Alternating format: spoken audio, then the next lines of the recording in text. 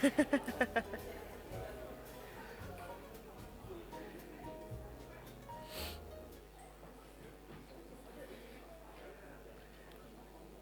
right. Come. Come.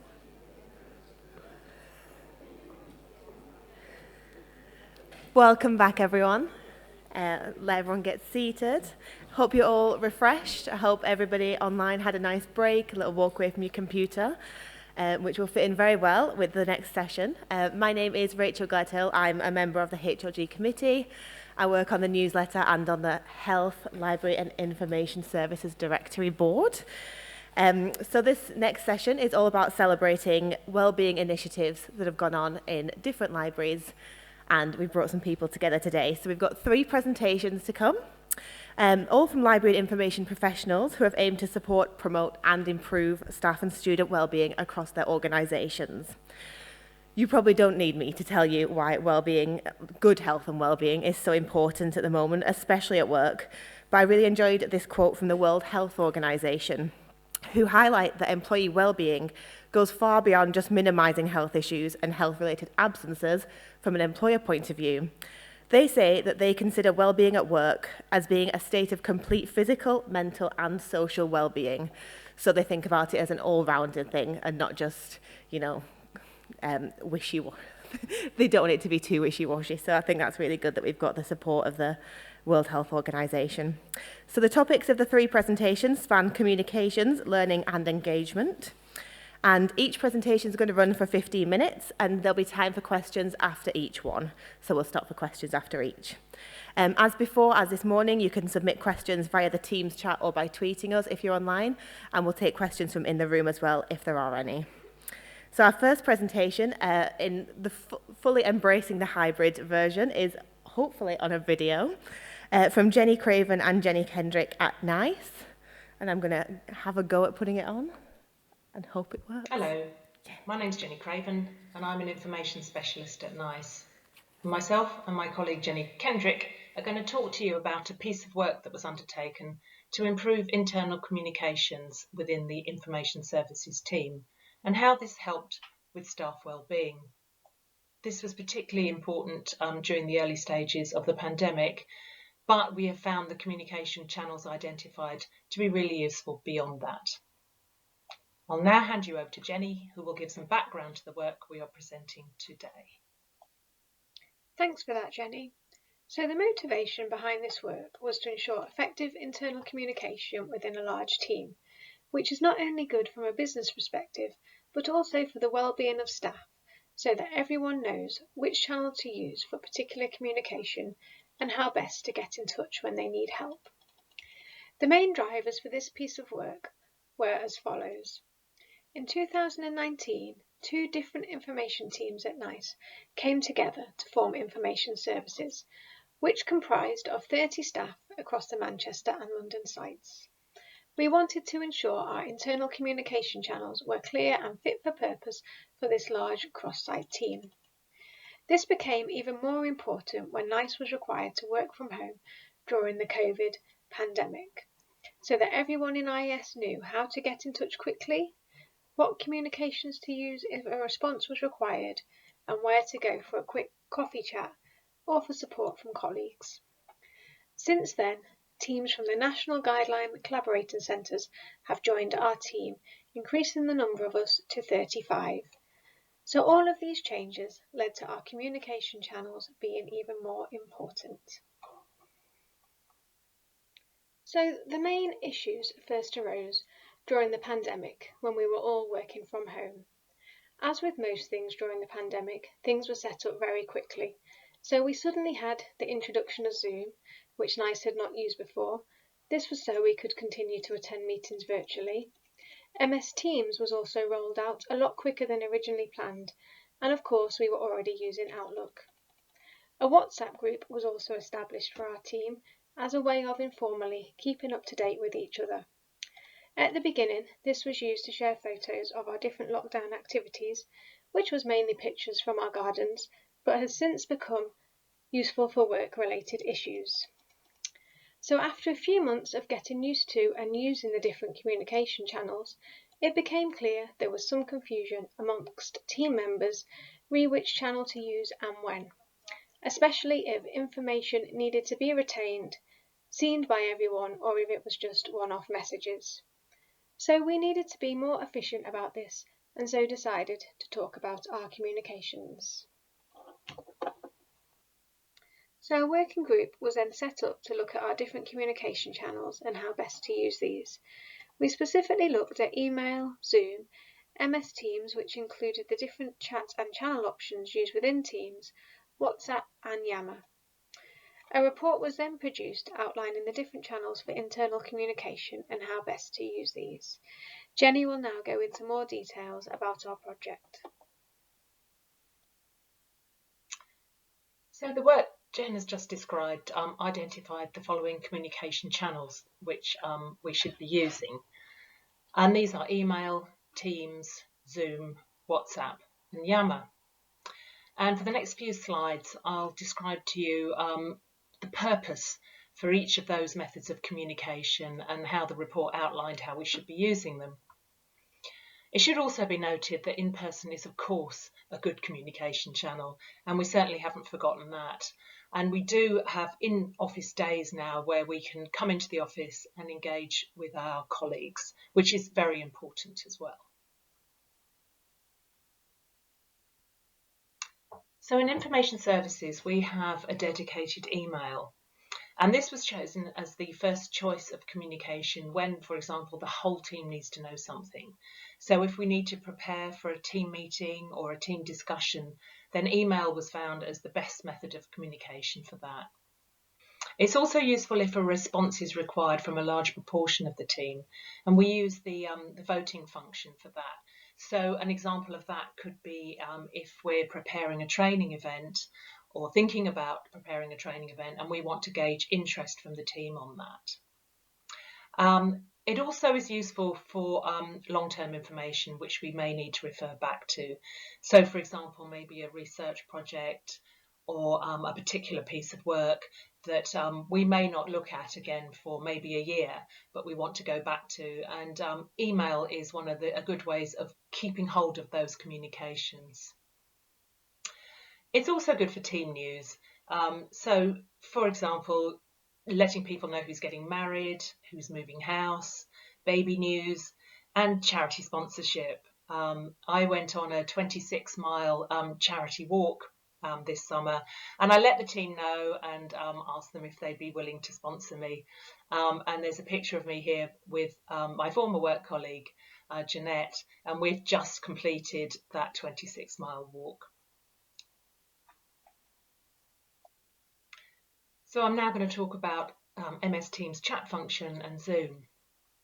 So the MS Teams chat function is what we use if we have those quickfire questions. So really that's the sort of question that you might ask your colleague if they were sitting next to you. You know, how do you search a particular database, or can you remember which filter to use for this particular search? And that's really useful if you just want to kind of fire off a question and get a really quick answer. So that's the sort of thing we use also if we've got technical issues that we want quite a quick answer to. So again, you know, if a database isn't working properly, it's quite useful to find out if it's something at your end that's not working properly, or whether the rest of the team are having a similar issue. We use Zoom for what we call coffee break chats, and these were set up in the initial days of the pandemic to replace sort of in-person informal chats around the office. And these proved really popular and a bit of a lifesaver in some ways, really, in the early days. Now that we're coming back into the office, we have retained these virtual coffee break chats because it's a really good way of engaging with our colleagues across sites and those that actually work at home most of the time. And we find that we really enjoy them and will continue to do those virtually.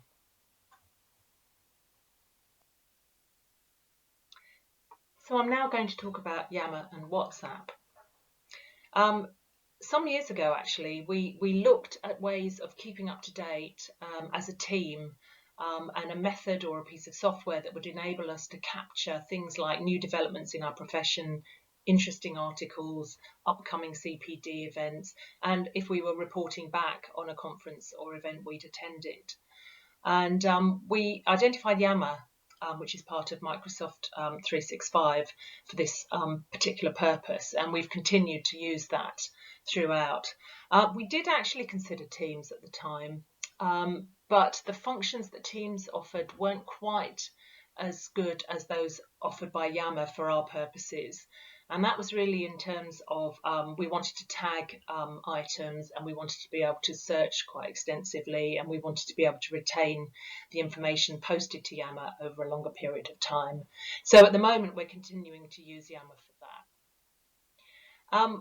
We set up a WhatsApp group in the early days of the pandemic. It was called the Virtual Tea Point, and it was really partly to just to enable us to communicate with each other in a rather extraordinary time. But we still use it now, and it is really good for sort of IT and network issues. So if you can't actually log in and you're supposed to be at a team meeting, you can use that WhatsApp group to let everybody know. Or if you're running late and you just want to let your colleague know, you can just send them a quick WhatsApp if you're going to be late for a meeting.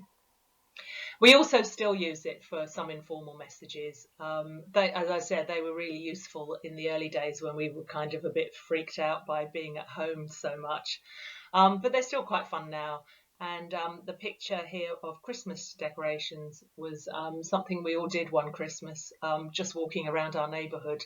And we all were trying to take the most, I suppose, the most illuminating decorations, or the most gaudy decorations, or the most beautiful decorations, and we shared them all on WhatsApp, and we all really enjoyed doing that. We also use MS Teams and Zoom for a number of other activities, for example, team meetings and planning days. This was essential during lockdown, of course, but quite a few meetings are still held virtually now, as we found it works really well within a cross-site team. We also use Teams or Zoom for training sessions, as people seem to find it easier to attend virtually. We run an information skills training program at NICE for NICE staff, with courses such as information skills training and pharmaceutical information. And people seem to find it easier if they're attending virtually, particularly if they're very, very busy and working at home. They find it much easier to attend a virtual training session. And it also means we can train more people. Before lockdown, we always sort of trained in an IT training room, or we had to hire a room and hire laptops, and we had to limit the numbers, whereas now we can train many more people. It's also really useful using Teams or Zoom if you want to do a quick demonstration. So sort of let me show you how to do this. For example, if somebody's struggling with a particular database, or if they're trying to do a particular function but can't quite get it to work, it's so much easier to show people rather than write out instructions on an email. So that's really useful for when we're working at home. And finally, Jenny introduced a novel way to get us all enthused at virtual team meetings. And this was especially useful when we were working at home all the time. It got us laughing and made us feel a bit more cheerful during a difficult time.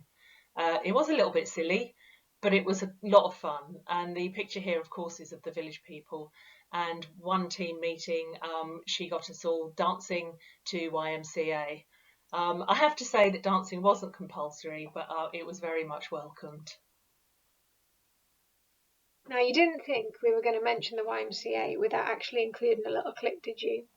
So, if you're feeling energetic today, feel free to join in as you wish.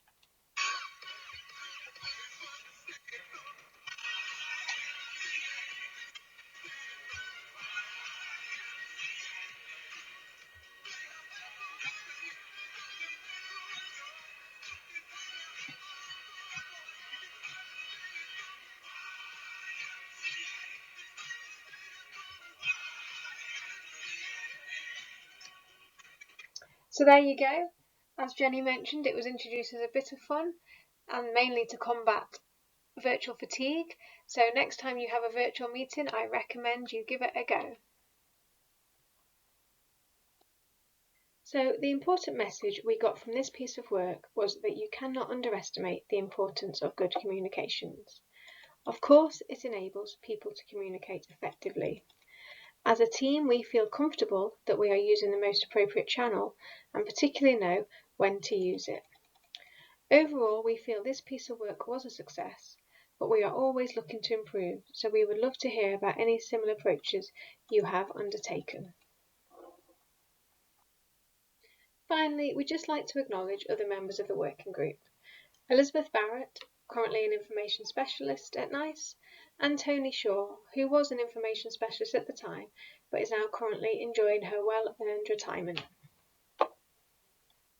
Thank you for listening to our presentation, and hopefully by the wonders of technology, we will be able to join you live for any questions.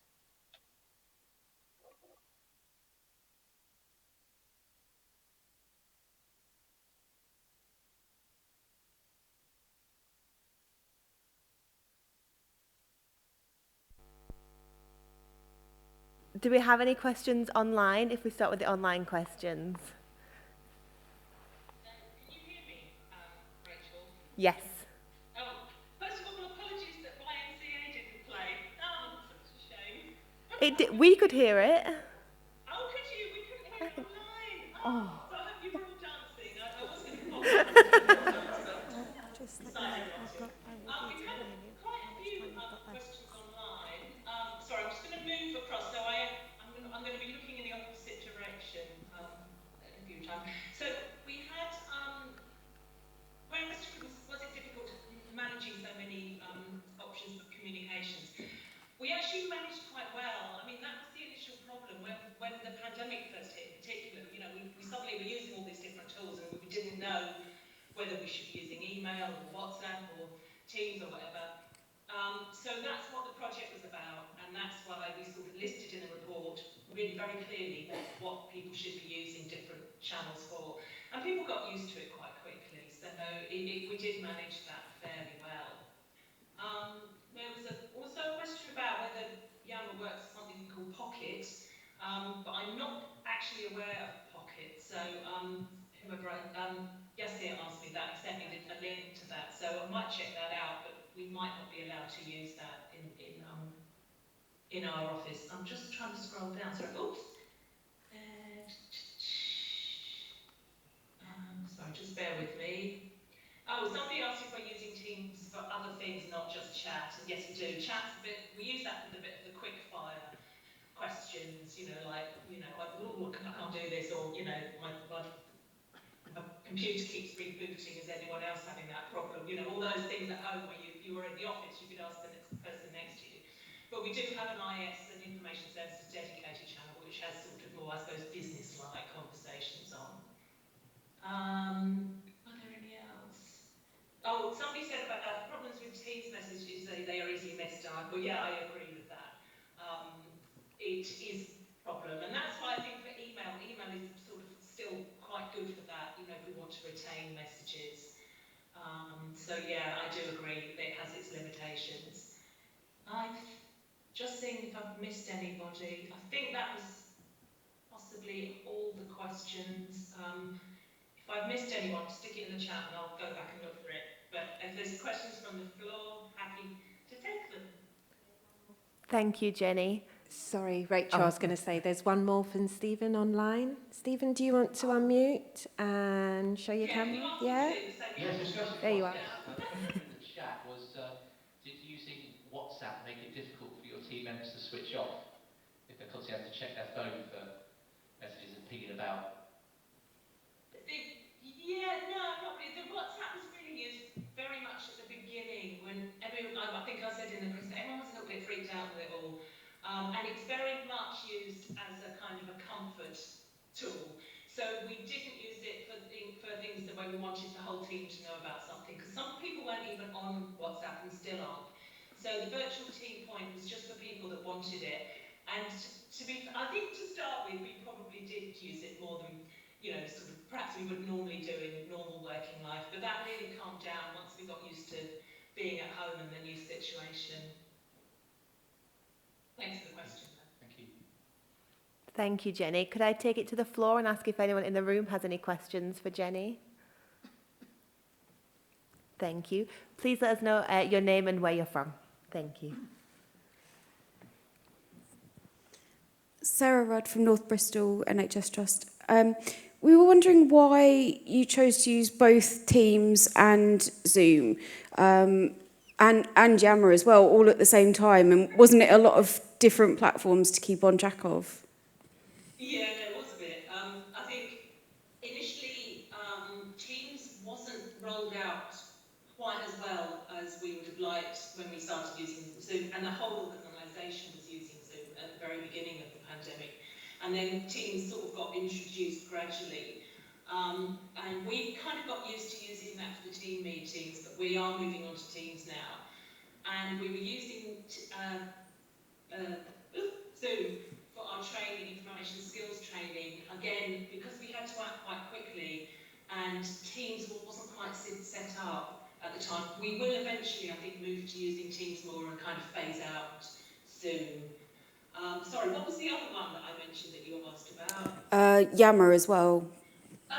Similarly, when we started using Yammer a year or so, well, no, before the pandemic, you know, this was way back in the mists of time, and we didn't have Teams at the time, so Yammer seemed like the best option, and we got used to using that. But again, I think probably we will move everything onto Teams in the not too distant future. Thank you. Yeah, no worries. Thank you very much. Any further questions from the room? Oh, I think there's a few more coming in. Oh, yes. Did you find the captions in Zoom better than Teams? Ooh, I'm not sure about that. We do caption, if we record things in Zoom, we use captioning, but I think we tidy it up before we release it. Yeah. Yeah, somebody said Teams have upped their game. Yeah, it's definitely getting much more user friendly in the functions that we want. Yeah. Wait, can I just mention something else? Jen, my colleague, she's very sorry she can't be with us today. Her little boy fractured his arm, so she's probably still in the fracture clinic now. So she was really sorry. She was very disappointed not to be here and to join everybody. Thank you so much for joining, and hopefully he's on the mend soon. I think any further questions, Jenny is online, and I'm sure she'll be very happy if you contact her separately as well. And absolutely. Thank you so much for both of your time and for presenting today. I'm going to move on to the next session now. So the next presentation is from Hongan Nguyen from the King's Fund, and she is here in person to come and speak to us on leading and learning to support staff wellbeing.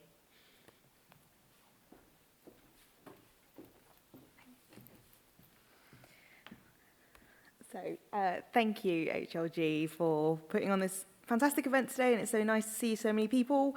And thank you to Jenny and Jen for kind of actually really setting up sort of like a lot of the context for why wellbeing has become so paramount in the health and care landscape, particularly focusing on staff health and wellbeing. So I'm going to talk a bit about an online course that we've just launched last month. So it's a nice bit of synergy that we're here to celebrate HLG's 75th anniversary. Over at the King's Fund, we're celebrating our 125th anniversary. And over the course of the King's Fund's history, we've been doing quite a lot of work around like professional development and leadership development. And like many people during the pandemic, it precipitated a shift to us moving towards online learning and development. We'd actually started dabbling a little bit before then, but particularly with our leadership development work, it had primarily been in a face-to-face context. It's very kind of relational work as well, which is why that kind of the primacy of face-to-face was such a focus for our L&OD work. So last year we released our very first online course, which focused on leading with kindness and compassion in health and social care. And then, as I said, this year we released Leading Well for Staff Health and Wellbeing in the NHS. So why focus on staff health and wellbeing? I mean, following on from Jenny and Jen's presentation, and having lived through the last 3 years, you know, it's become increasingly important, but actually also we know that before the pandemic, staff health and wellbeing in the NHS, in social care, it was already an issue. And staff health and wellbeing is a Gordian knot. It's very difficult to say that there's a silver bullet to try and solve the issues, the various kind of factors and components that affect staff and health wellbeing. We were really conscious of a couple of things when we started thinking about staff health and wellbeing. So the complexity of the issue, the fact that the terms, well, like the term well-being, it's kind of become freighted and connected with an industry. You know, sometimes you hear the term well-being and you think mindfulness, goat yoga, you know, drinking, making sure you stay hydrated at your desk, all those kind of things. Yes, those are important, but when there's a workforce crisis, when there is a care backlog, when resources are tight, those things are not going to be the thing that ultimately help your health and well-being when you have staff shortages, for example. So it was important that we really engaged with honesty with the challenges that people were facing, and make sure that we did justice to the emotional weight and complexity of the problem. So the first step that we did was to hold a series of discovery workshops with staff across the health and care system.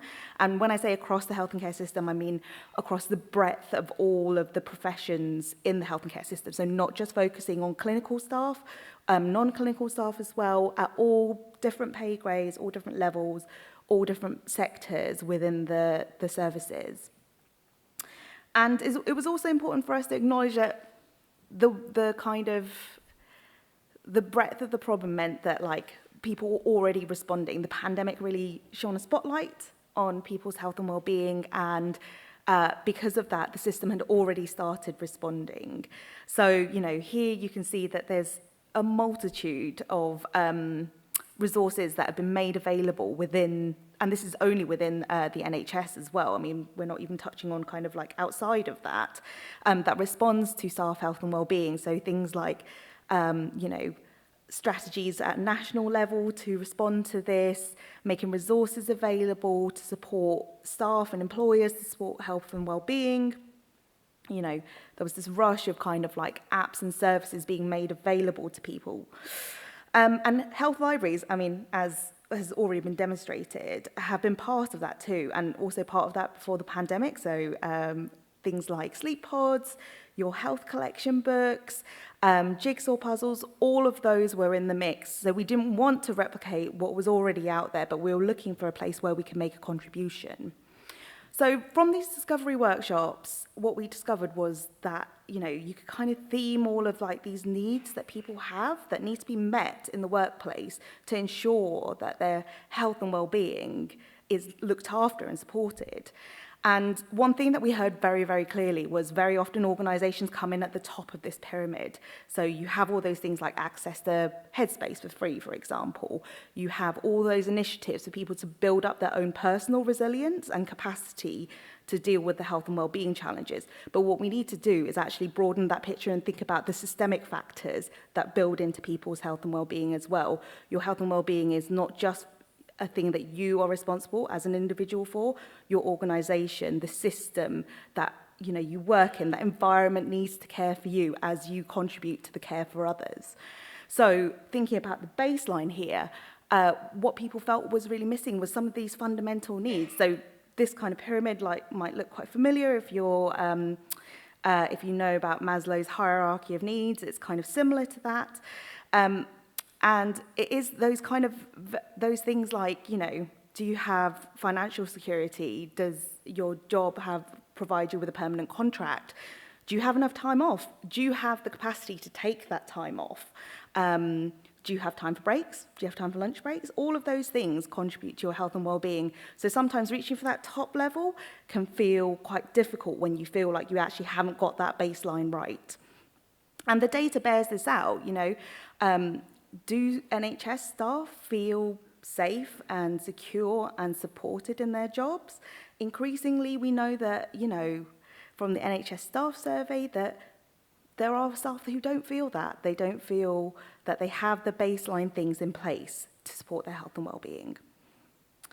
And I talked a little bit about the structural aspects of your health and well-being. So thinking about all of those things that are mirrored within the system from outside the system. So all of those social injustices and those inequities, they're replicated within the system. So the way that racism or sexism, homophobia, transphobia, all of those things show up in the system, they impact on health and well-being. And it would do an injustice for any work around equality, diversity, inclusion, which often takes place separately, sort of outside in a bubble, to not be connected to health and well-being. You know, we're all information professionals in this room, and we know that health inequalities are very high on the agenda for health and social care. And we know that there are people who suffer from the poorest outcomes in society because they're from minoritized groups and because they're linked to some of those structural injustices. So it would be remiss to kind of ignore the impact of that on our own staff. And again, as you can see, the data bears this out, that there are kind of injustices that are mirrored within the system. But, you know, thinking about things like there is evidence to show that even witnessing discrimination, harassment and bullying of a colleague has an impact on the person who has witnessed it. It has an impact on their well-being, let alone the impact on the person who is on the receiving end of that behaviour as well. And so the cultural, and I think this really links to the work that NICE were talking about. How does it feel to be in the workplace? Do you feel that you're valued, that your contribution is valued, that you're able to have the autonomy to make the changes, to use your professional opinion and expertise to contribute towards the mission of your organisation, to make a difference to your patients, to your service users, to your colleagues?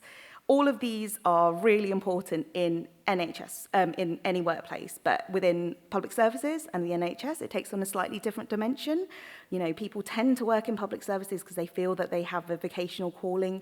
They really want to do work which is meaningful to them and that makes a difference. And, you know, when we talk about what I was reflecting on when listening to the presentations this morning is it's really reflected in health librarianship as well. You know, people get into this because they want to feel like they can use their professional skills and knowledge to help make a difference to people who their organisations are serving, the beneficiaries of their organisations.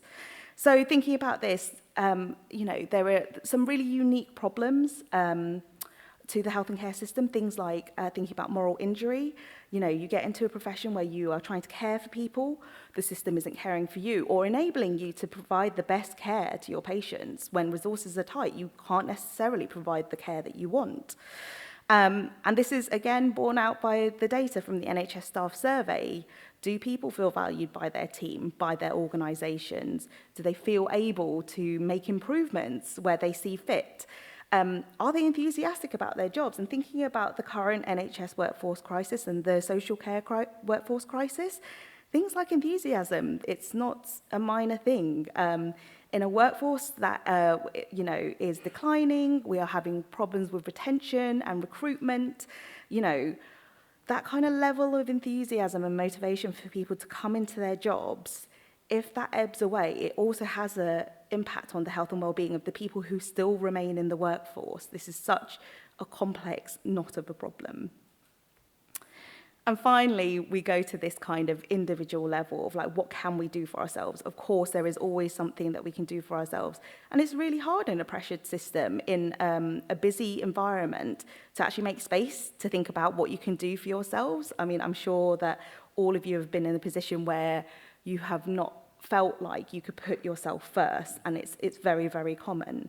And again, the data shows that people are feeling the need to kind of go into work and work beyond their hours, beyond their paid hours, work when they're not well, and not put themselves first.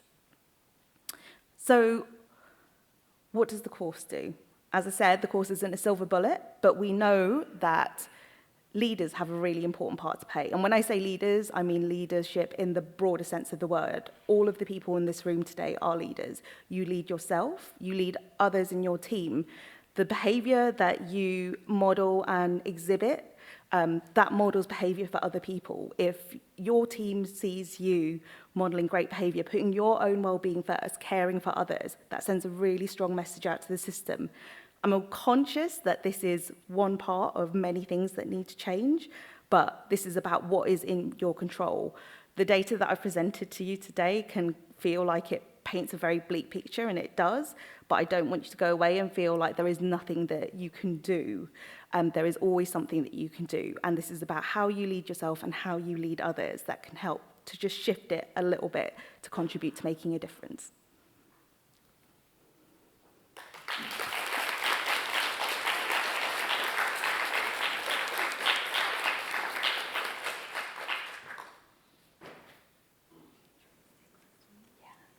Yeah, I'm happy to take questions if there are any. Also equally happy to go away if there aren't.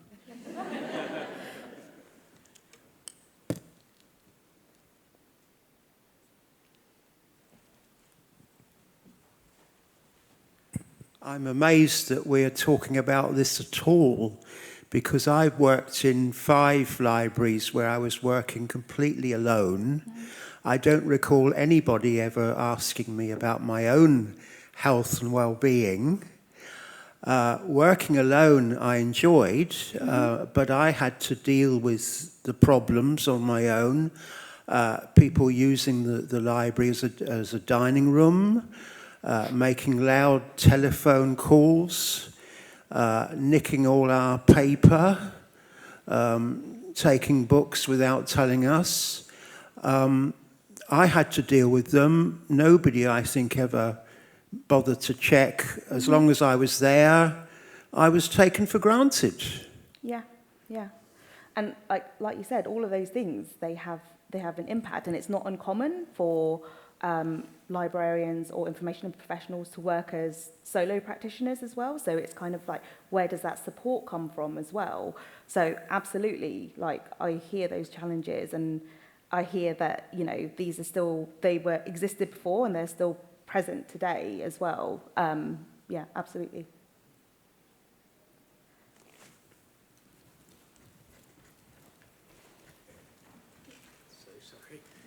Thank you very much. Hi, Young, it's Nick from Silip. Lovely to see you.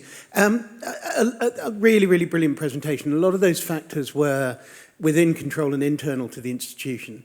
I think a lot of the things that are undermining well-being at the moment are the external factors, the political, social, economic crisis, the general unknowability of the future. Is there any way to sort of acknowledge that when people come into work and they're bringing their whole selves into work, that a lot of that experience that they're bringing to the door is going to be very problematic? So it's partly what can you control within the institution, but also how do you help people who in some senses are sort of traumatized by daily life to then be effective at work? Yeah. So I think it's really, really tricky. So I mean, firstly, that idea of like bringing your whole self to work, do people feel safe to do that in the first place? And that's kind of a well-being issue. Do you feel like you can bring your whole self to work? Is there a danger that if you do bring your whole self to work, that you experience bullying, discrimination, harassment, being undermined? I think there is a responsibility and a care of duty from employers to kind of think about this stuff at the very highest levels, and also like every level down, you know, so people working on the ground with their teams, you know, if you know that your staff are kind of bringing in stuff from the outside world, if they're worried about the cost of living crisis, absolutely, like what kind of conversations are you having with them? You know, like, if it's about treating people as more than just units of work, they're people who are there in the workplace, and the conversations that you should be having with them as leaders and as colleagues should be kind of recognizing that wholeness of them. And you don't have any control over it, but also equally, like, harking back to this comment over here, is that, do you actually feel like you can talk to someone about it? Do you feel supported and that you're not on your own with it? And then at the higher levels, it is about, you know, I had one statistic in there about like how 6 NHS trusts have set up food banks. So there are organisations that are thinking about actually what can we do in the face of particular political decisions that have been made, and what room do we have around those edges to try and kind of make space and take care for our staff.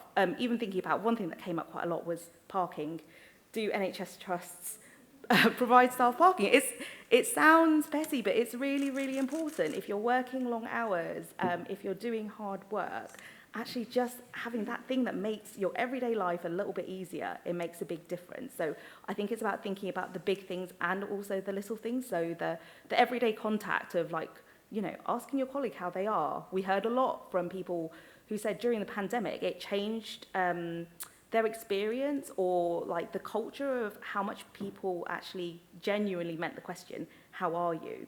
But it's like, how do you hang on to that? Because like once everything has kind of come back, once all the winter pressures have come back, the pressures that still continue with the backlog, COVID, all the existing pressures that the future will bring as well. How do you retain that sense of like, actually, we're still here for you, we still care for you? It doesn't just go away because you don't feel like you're not in an immediate crisis, and it feels very much like the health and care landscape does still feel like a system that is in crisis.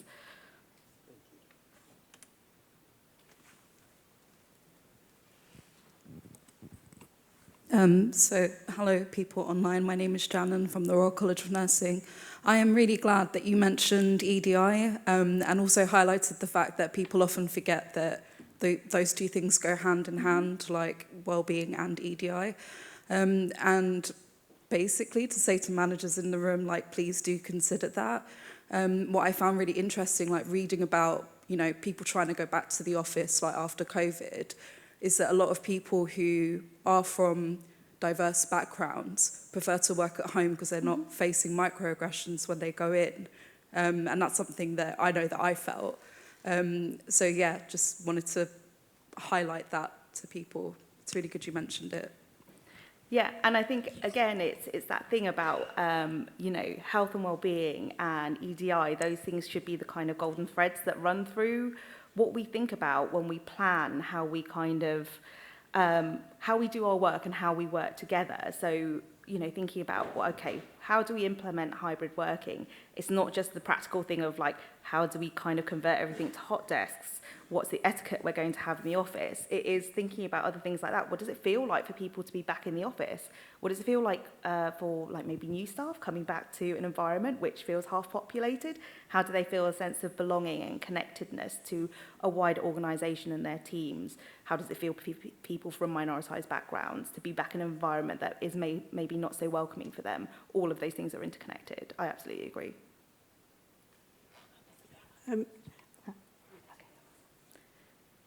Hi, sorry. Hi, yeah, I'm Liz. I'm NHS Library Manager. One of the things that I find difficult as a manager, you know, we are told that, you know, we need to be consistent. Mm-hmm. And it's very, very difficult to be consistent when you're not in a good place. Mm-hmm. But equally, you don't want that to impact your staff, because then it affects the whole team. It can be very negative. I've seen it happen. But yet we're told that we have still got to be ourselves and we still bring our whole selves to work. How do we balance that? I find it very hard to balance.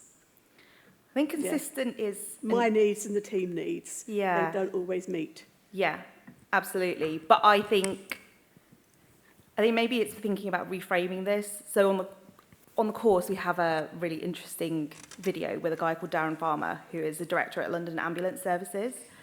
I think it's a really striking, powerful and impactful video, because one of the things he talks about is the importance of being vulnerable. So if you're having a hard time, you know, your role as a manager and a leader, you're not there to be a parent for your team. You're all adults in the team, and actually being honest and saying, look, I'm having a really tough time at the moment. That's okay. That's okay to say that, because actually you're creating the conditions for people working within your team, and even possibly for people who are more junior and don't feel confident or safe to say, yeah, so am I. I'm having a really tough time, and actually kind of putting it out there and being able to say that, and it opens up different avenues of conversation. I know that it does feel hard, but I think it's about thinking about actually prioritizing your well-being and looking after your well-being sends out a really important message to your team as well.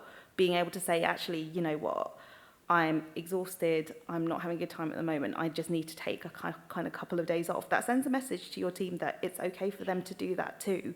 You cannot give from an empty cup.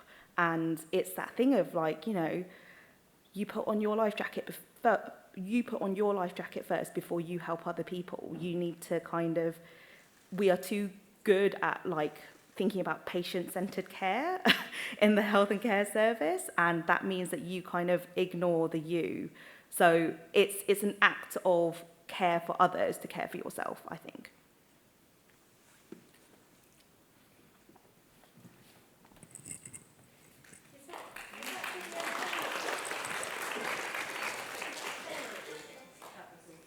Yeah, so the course is free to join. So if you use the QR code to join, you can see the video in there. Thank you. Thank you so much, Hong An. Obviously, from the reflections and the questions, we can tell that that's a really important topic, and it's definitely something that I think deserves more discussion. I'm really sorry that we didn't get to any of the online questions, but I'm sure that Hong An will be happy to have a look at those after the session and come back to anybody that's sent any questions in. We do have one more presentation in this session, and it's on library engagement activities, and I will let Hayley Chevel and Sharon Davison tell you more about that. They should be online on Teams. Do I need to do anything? Oh, fantastic. So I'll hand over to you. Thank you very much. Thank you.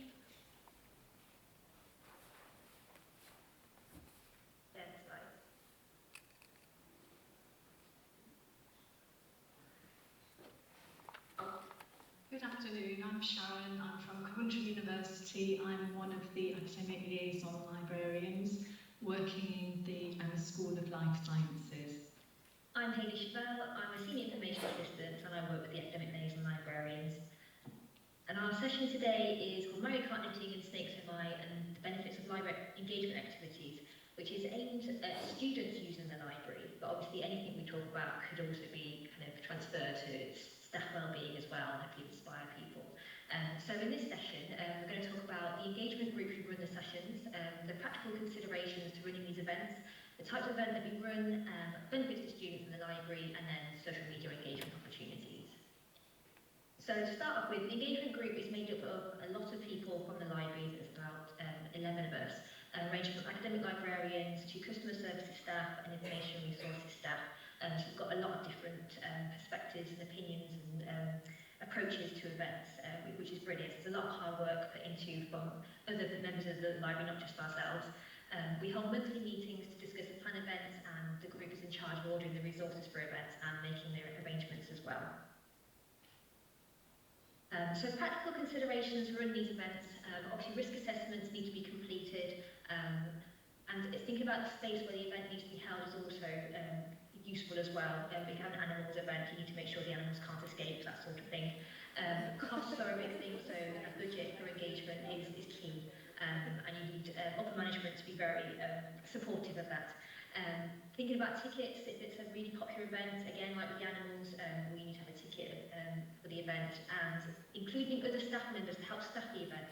So at the university, at Coventry University, we have a team called the Student Success Coaches, and they are in place to help students with their student journey throughout their time at university. And we invite this team to come and help us with the events, to not only be an extra body, but also to engage with the students and meet them and have that opportunity as well. Other considerations is the promotion of the event and the signage, which I would say take lots of photos at these events, because then you can use those for future promotions too.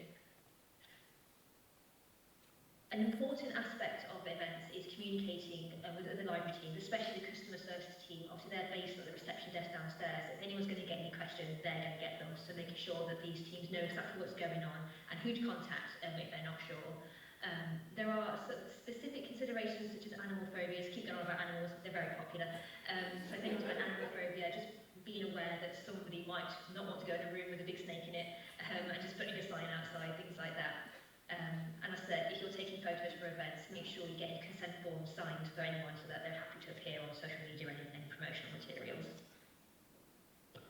Okay, thanks, Hayley. I'm just going to talk about the types of events that we've run here at Coventry University. So one of those is our knit and chat event. We run this weekly at lunchtime. It's actually knitting and crocheting.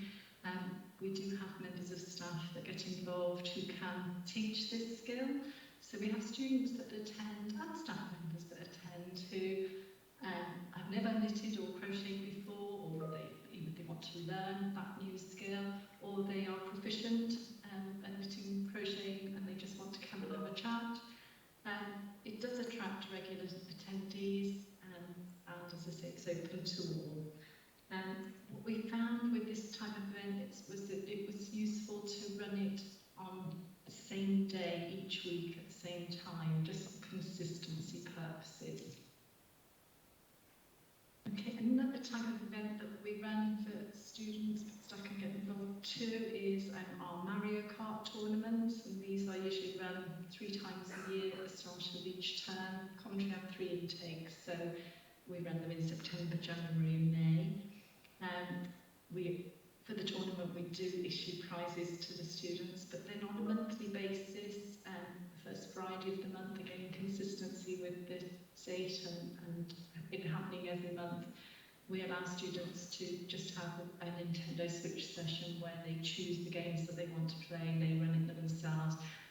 No prizes are allocated, but it's just for fun. It's an opportunity for students to meet others and just have some time out from their studies and just to give them a break from their screens, and they seem to enjoy that very much.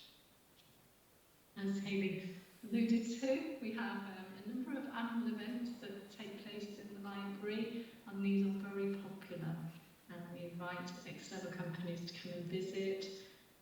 Often these are in a closed room environment, and because they are so popular, each session we probably have over 100, 150 students attend. So we do have to ticket them. We actually give out timed slots. It's usually a half-an-hour slot where they can come in and meet the animals, hold the animals, stroke the animals. The extra considerations that you need to have in place is, well, you'd have a risk assessment, of course, that the company that provides, the external company would provide you with their own risk assessment, but you would do an internal risk assessment. We do here at Coventry, thinking about hand hygiene, cleanups, phobias, animal welfare. So thinking about the room that you're going to use, whether it's well ventilated, it's not too hot for the animals, not too bright for the owls, etc. And then we've also had the charity, which is the pet therapy dogs, and they come and visit quite regularly, and they're local people who have pets that they introduce to the students. These are all vetted by the charity, and the university provides a donation to that charity for them attending. Again, it's ticketed. And we also have our student union run these in the accommodation blocks too, because the students seem to miss their pets from home, wouldn't they? Miss their family members quite often. They're so grateful to have that opportunity to spend time with the dogs. Other events include nail painting. This is usually on the ground floor of the library. We just catch students as they're passing by. It's just an opportunity for the students to sit at a table, chat to a member of staff. We get inquiries, we get a chance to answer questions that the students may have not been able to find out answers to. It's an opportunity for the students to meet others on courses that they're not connected to. And Christmas last year was the first time we had a reindeer event. So we had reindeers outside the library, and we had to get our estates team involved with agreeing to the location of the event. We offered mince pies and hot chocolate free to the students passing, and it was a very popular event, and the students just loved having their photos taken with the reindeers. Okay, so just wondering what all these events are about and why is it linked to this conference? Well, it's all about the benefits of students and their well-being, making sure that they take a study break, and more importantly, because like Sharon says, getting away from their screens obviously with Nintendo Switch, they're looking at another screen, but it's a fun screen. And also, they might learn new skills. So come along and learn how to knit or crochet, and they can make new friends. So especially for international students, it's really important that they make those connections with other people, and especially if they have a joined kind of hobby that they want to get involved in, like knitting or playing video games and stuff. And it's really important for their well-being and to facilitate that. And we also get an opportunity to give them an idea of what library services that they may not be aware of, because they haven't stepped foot in the building until they're enticed in by the animals. And we ought to let them know that we're nice staff members. So yeah, we want to dispel the myth that library staff are only there to shush you, because we're nice, friendly staff members. But I would like to say that it's also a benefit to library staff members, because we get a nice experience with the students as well. I know a lot of customer services staff may have to deal with kind of negative side of stuff sometimes with students, like invoices and anything like that. So it's good for staff well-being to have those positive interactions with service users, whether it be helping with the animals or with a Nintendo Switch session. And it also gives us an opportunity for informal feedback from the students. So if they're a bit scared to like email in or contact us on live chat, whilst they're knitting or playing Nintendo, they can just say, oh, by the way, I've noticed this in the library, can we change this? And we're like, oh, okay, thanks for that, and that's really good. So we don't ask for formal feedback at these sessions, we just let it kind of happen naturally. And these sessions also give us opportunity for further engagement on social media, so that we can promote further services, such as service disruptions or workshops that we're running that are academic related, not kind of fun events. And it gives us opportunity to engage with the students in a more fun way. So yeah, so that is the end of our presentation. We hope that it may have inspired you to potentially, if you're thinking of sessions for staff or students in the libraries, to run these sorts of events. And we hope you enjoyed the photos as well. And feel free to contact myself or Sharon if you want to run these events and don't know where to start. We'd be happy to share our experiences with you and go forward. So thank you for listening.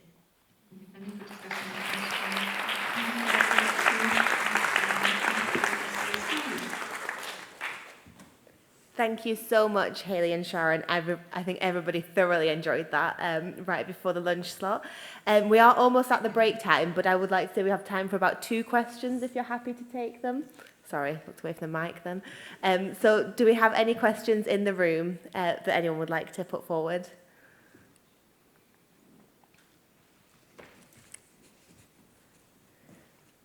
The roving mic's on its way. Oh, thanks so much.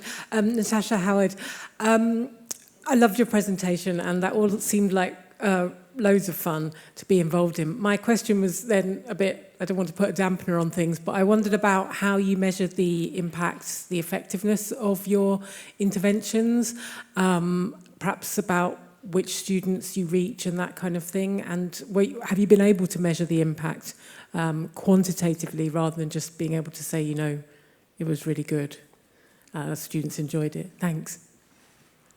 Yeah, we did collect we have done one session where we actually asked for written feedback, but we felt afterwards that it sort of took away from the event. We really just wanted them to come and have a break from their studies, to enjoy the time, not to have to fill out forms. We wanted to get away from that sort of monitoring and regularising it. But we do get feedback anecdotally. We also get feedback on social media, students sharing and liking the posts and saying what a wonderful time they've had at the annual event, for example. And we know how popular they have become because the numbers attending these events have increased over time. Word does get out, and people actually saying, when's your next event? We want to come to the next one. And with the animals, we've been asked so many times, are the animals in next week? Or I don't think one student actually thought we had animals living in the library, and they thought it was a daily event. So yeah, okay. So yeah, we don't do anything quarterly, and we have been asked about that in the past, but we want to keep it very light-hearted and fun. They have to fill out so much feedback in their time here. It's like one thing that they don't have to begin the event for them.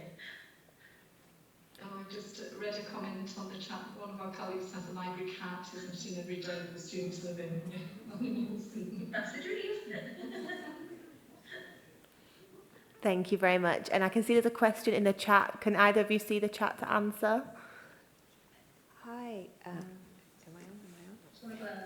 The reindeer. Oh, the reindeers, yes. So we're looking at local suppliers. So there aren't that will arrange to have parties. We have parties for animals. They visit care homes, they visit schools, they actually have children's parties. And so, yeah, the reindeer event, we just Googled and found out about them and got a quote and managed to get them onto our procurement system, which was The reindeer in the library, so the school animals would deal with the reindeer outside. The clean-up and the smell would be too much, I think, to have in the library. And clearance from any department like health and safety, infection control. So as I mentioned earlier, we have to fill out risk assessments, and these are viewed by other areas of the university. So we do ask the suppliers for their risk assessments too. So those are all the documents that need to go into our filing system. Yeah. So we do have that.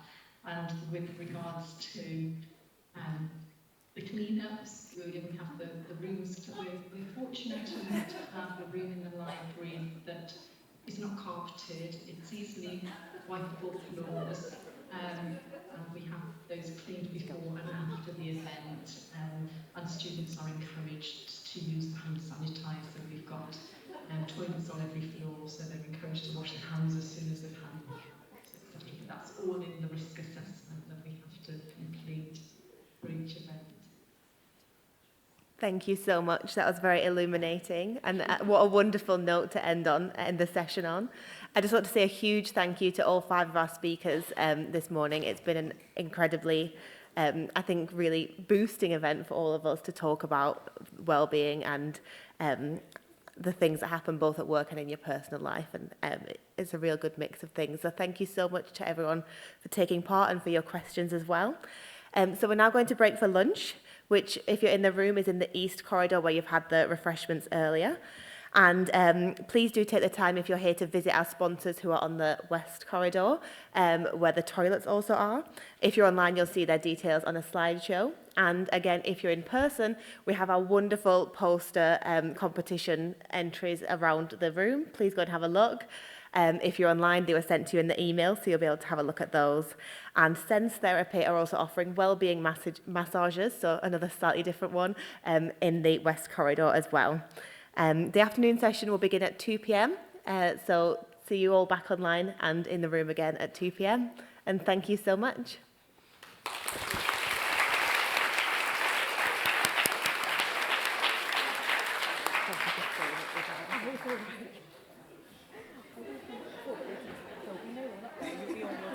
So that when I saw you were up there, I was like, I'll only say a bit. It's like exposing, doesn't it?